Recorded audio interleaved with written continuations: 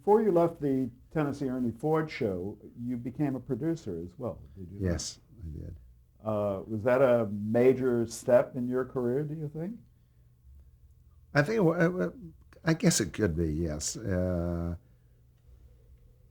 You felt now the whole show in a strange way. You couldn't blame it on anyone, which you can do in a certain extent as a director. You can say, there were choices made that I didn't agree with.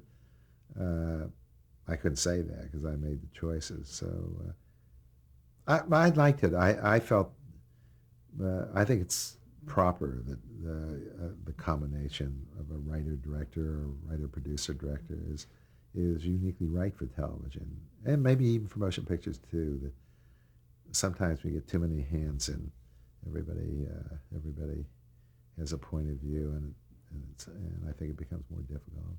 You left the Ford show in 1957. Yeah. Again, because you felt you had done as much as you could. I did 2 years, right. That show. About that time in television's history, the infamous Blacklist came in.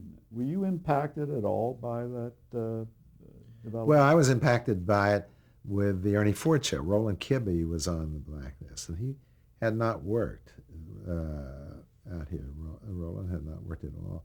And I was determined to give him a job and let him write on that show. And I took on J. Walter Thompson and Ford Company and threatened, quite honestly, that I would expose this sham if they didn't allow me to use Kib.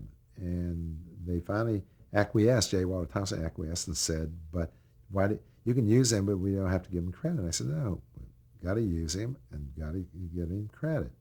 And I fought that, and they backed down with enough pressure from myself, because I was really the one. I had looked Kibbe in the eye, and I said, "You're going to do this show, and if you don't do the show, I'm not going to do the show. We're going to see how far we can carry this thing." And so I'm very proud of the fact that I had firsthand with that experience with that particular show. What